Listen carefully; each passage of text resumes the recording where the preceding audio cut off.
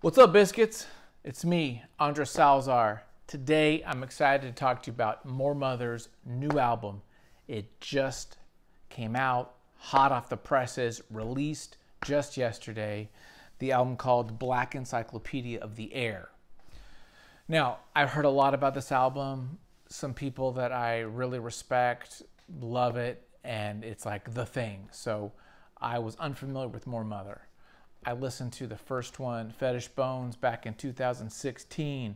Pitchfork, along with a lot of other press and critics, raved on that album in 2016. That was the debut of Moor Mother. And since then, about I think 4 or 5 more albums have been released. And now this is the newest one, Black Encyclopedia of the Air. So I came in, high hopes. I came in figuring this out. I've listened to this album 4 times. This is not an album to, get in your car and jam out while you're going to Trader Joe's. This is not an album to go running. I've learned these things. This is an album that you listen to at like a speakeasy, drinking a drink, listening to it, contemplating it, paying attention to the notes and the words and the emotion that Moor Mothers bring into this. It doesn't have jams like Little Sims, right? It is slow. It's very deliberate though. Everything in there is in there for a reason. There's a lot of poetry. There is some jazz, some funk, some rap and hip hop, but it's dark, and there's no jams on this. It's kind of like a dark, almost gothic mix of goth industrial with rap and with some sampling and some jazz in there. It's quite interesting. It's quite different. Again, I listened to 4 times because I wanted to love this and I wanted to understand it, and I wanted to say, okay, this is my new jam. And it might not be for me, but it might be for you. I feel like, let me just go through a few notes here, some things that I noticed. There were a lot of different features on this. Pink Seafood, for instance, was on the track Obsidian. But I felt like the features kind of took away from it. I felt like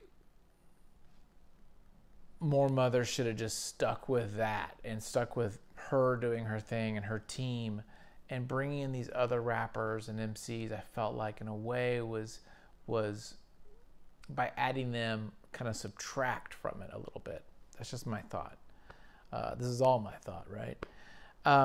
I did like the track Tarot, which was kind of more of a poetry, these atmospheric chimes. I liked Clock Fight, which is the 13th, the last track. It's got some nice like Middle Eastern drums called doumbeks that they're using. So I like some of the atmospheric world sounds. I like the Middle Eastern kind of like an African kind of like flavor and instruments that are used in this. And I do like the poetry, and I felt like some of the lyrics and some of the topics of course slavery and of Jim Crow law. I mean, there's a lot of darkness and pain from the plight perhaps, or at least the situation that's happening or has happened with her or people she knows or the culture. And I can appreciate all of that. I mean, I'm into that stuff. I'm actually into that. But like where, say, Rap Ferreira, puts out something, and I feel like it's got that heaviness to it, and there's that, deep societal commentary. There's also a level of fun, so to speak, and there's a level of this enjoyment. You're like, okay, this is happening, but there's like a funkiness to it. There's like a dancing quality, or just something that's got a nice beat to it. This does not have that. This does not have that. The Black Encyclopedia of the Air, I feel, is just dark. It is the darkness and the kind of despair of it and the slowness of the track. Again, just because it's so damn slow and stuff, I just couldn't feel it. I wanted to feel it. I listened to, again, multiple times to get it. Sometimes it takes a couple. But after 4, I can't say this is my jam. I can't say that I'm going to go to this. I'm not going to buy this on a vinyl. I'm not going to buy this on a CD. For me, this was an experiment.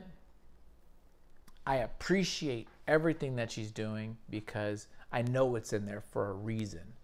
I can appreciate the artistry, the skill, the work, and the reasoning behind everything. I get that, and I can appreciate it from just understanding of it. But I could not say, oh, I'm all about this, right?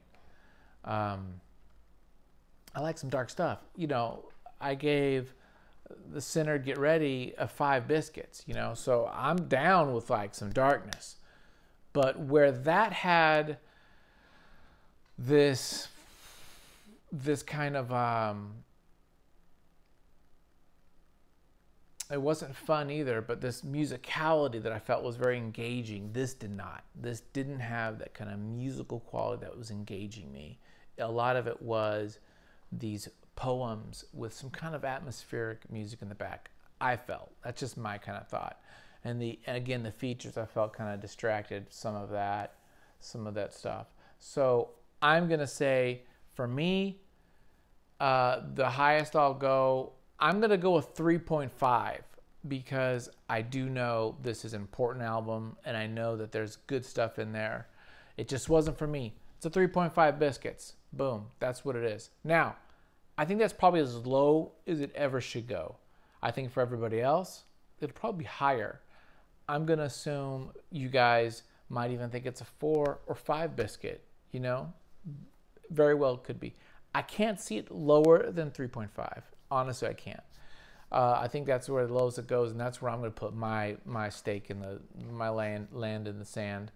What do you think? What's your take on this? Did you feel like this was her best album? Did you feel like this was revolutionary in the genre? Did this raise the bar? I want to know. Am I right? Am I wrong? Click the subscribe, like button, hit the bell icon to learn more. Thank you for watching the channel. There'll be more coming up soon. That's my review of The Black Encyclopedia of the Air by Moor. Thanks, guys. Peace.